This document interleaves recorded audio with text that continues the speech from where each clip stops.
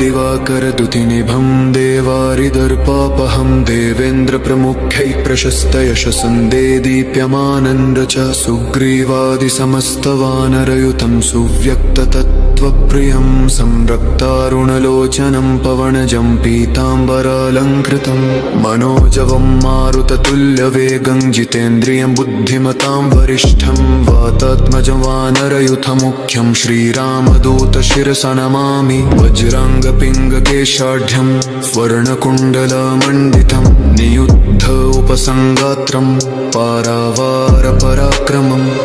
वामहस्तगदायुक्तं पाशहस्तकमण्डलम् उद्यद्दक्षिणदुर्दण्डं हनुमन्तं विचिन्तयेत् इति ध्यात्वा रमल्लचट्खेत्युच्चारणे अथवा तोडरमल्लचट्खेत्युच्चारणे